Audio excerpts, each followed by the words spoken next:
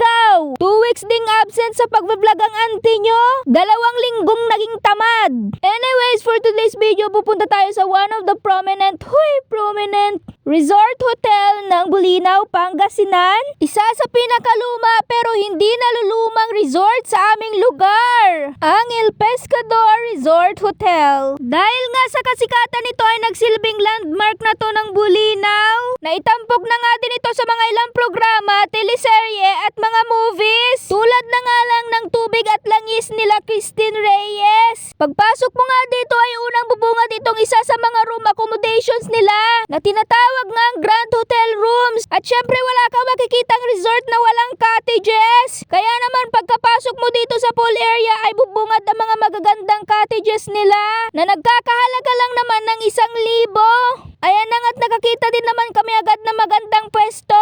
Nagpapahinga pa nga lang kami pero yung mga bata hindi nagpaawat, nagdive agad. Grabing mga bata nga to, binibasic lang ang pagdadive. Samantalang ako kailangan mag-isip ng 1,000,000 times bago ako tumalon sa tubig. Nakakaingit nga dahil nakakapag-slide sila. Under construction pa kasi tong slides para sa mga adult. Imbes mamatay nga sa inggit ay bumalik na lang ako ng cottage para lumamon. Huy, ang OA, magiging cause of death inggit. Eme! Ayan na nga ang auntie nyo, hindi na nga nagpaawat at nilantakan na nga yung puto. Mukhang hindi nga siya nasasarapan kasi ang laki ng subo niya. Napathumbs up pa nga. What? Abay, syempre hindi lang ako patay gutom sa pamilyang to. Tingnan mo naman tong auntie ko, isang subuan lang.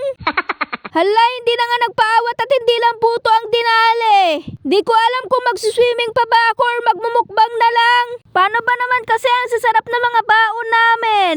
Palaban din naman tong auntie ko, hindi din nagpaawat at kumuha na nga din ng pansit. Auntie ko, akala ko ba tikim-tikim lang tayo? Bakit nagsasandok ka na dyan? Bago pa nga ako mabundat ay nagpa-video na muna ako sa pinsan ko. At habang umaura nga tayo, shoutout muna kay Aluben Obtinario from Bani, Pangasinan, kay Raymart Cacho from Baarag City, Wanapa, kay Amy Wandes from CKC 91 Calbayog, Samar, and lastly kay Rindel Carillo ng Makalawan, Salud. Huy! Shoutout! At dahil tapos na nga tayong umaura, pwede nang mabundat. Kaya naman tara na't kumain. Habang nagsasandok nga ang mga auntie ay tinawag na yung mga bata. Tsaka na nga nagsikanya-kanyang pwesto pagkabot na mga pagkain. Syempre kahit gutom na ako, kailangan ko pa rin mag-video. Huy, kinailangan. Mukha nga lang akong nonchalant pero OA talaga ako. Lalo sa pagkain. Kita nyo naman yung kainan ko, ang OA sa laki.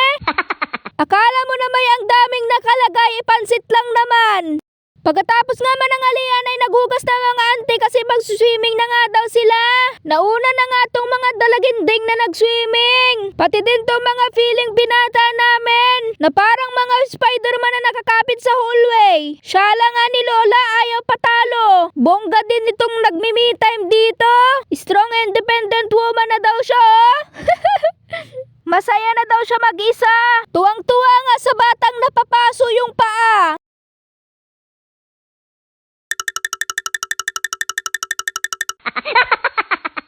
Isa pa tong tuwang-tuwa sa umiiyak na bata. Nakakatuwa namang panoorin tong happy family na to.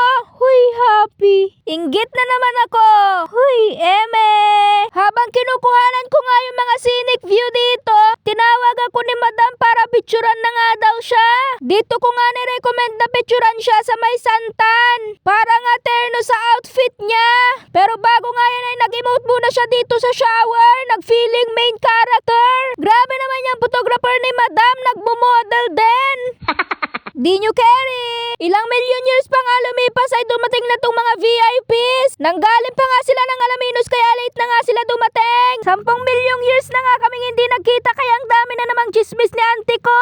Parang kinailangan pa namin magbukod para lang magchismis. Kakamarites nga ay parang natuyo na ako kaya naman naghugas na ako para mag-swimming din. Ayan na nga't lumangoy na nga ang sirena. May pasisid-sisid pang nanalaman, akala mo'y umalis sa pwesto. Pagod na nga ako't lahat pero hindi pala ako nakaalis ng pwesto ko.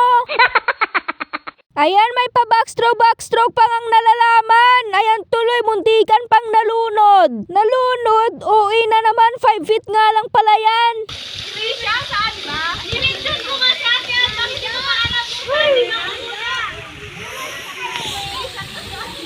Hala, si madam ko ayaw din paawat sa chipugan. Nasa swimming pool lang at lahat-lahat kumakain pa rin.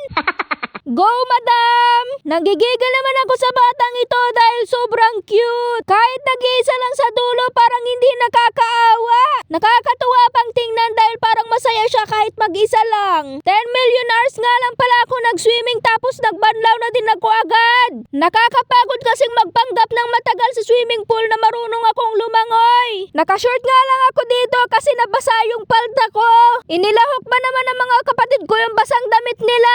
After nga namin magsibanlawan ay nagsi-make-upan nga mga dalaginding at feeling dalaginding. Pinagtatawanan nga kami ng mga auntie dahil daw pauwi na nga lang ay magme-make-up pa. Syempre, para fresh pa rin uuwi. Habang busy nga kami nagpapaganda, inip na yung mga bata kakahintay. Pero ibahin nyo yung batang to dahil busy pa rin sa pagkain. Parang okay lang mabuhay mag-isa. Buti na lang ay natuyo din agad yung palda ko. At finally, after 10 million years nga ay sa wakas aalis na talaga kami. Kaya naman goodbye El Pescador na. Dahil flat pa nga yung helicopter namin, nag-tricycle na nga lang kami. Huy, ayan na naman yung sakit ng helicopter. After 1 seconds nga ay nakarating na agad kami dito sa Pikubuan. Habang naghihintay nga ay inakit kami ng mga tindang pagkain dito sa gilid. Ang sarap pala nitong kutitam kapag libre. Shoutout sa mga antena ng libre. Sob, pati mga bata. Medyo natagalan na nga ata kami sa paghihintay dito sa daungan. Kaya naman napapwesto na tong auntie ko dito. Tsaka na nga inagawan yung mga tindera at siya na nga yung nagtinda. O ayan, bumili na daw kayo ng paninda niya. Kutitam for 5 pesos. Huy! Bili na kayo. Auntie ba kayo? Kutitam.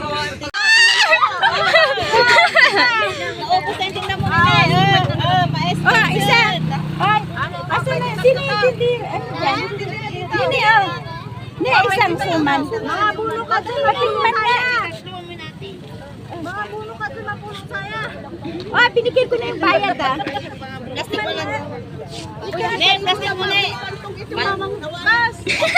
Plastic mo, dala daw. Bibili siya. Baka kumita pala dito. Ako dito, masarap siya. Sige, ako dito. Tatlo na yung mais, natitira lang. Kanina, tingnan mo, nakasingkita ako agad. Basura niya. Kanina po, Ma? Kanina po?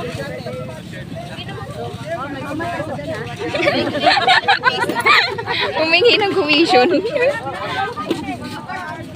Suke! 62, kanina. Kanina 62. Kanina po 62, pero maubos na lang, kaya 50 na lang mga suki. May nyo na. May maeso. Ang ingay-ingay ninyo. Ayan na nga, after 10 million years ago, sa wakas may dumating ng bangka. Kaya naman pagkababa ng karga niyang motor ay sumakay na din kami agad. Tsaka na nga lumarga. After 3 seconds ay nakarating na nga din kami agad ng isla. Nauna na nga din kami ng mga kapatid ko at isinabay na nga tong pinsan ko na may sakit. Bigla kasing sumama ang pakiramdam. Pagka uwi nga ay sobrang miss na naman ako ng anak ko. Akala mo'y 1 million years akong hindi nakita. Yun lang muna for today. Please like, comment, share, and follow for more adventure with me. Thank you for watching, Mwah!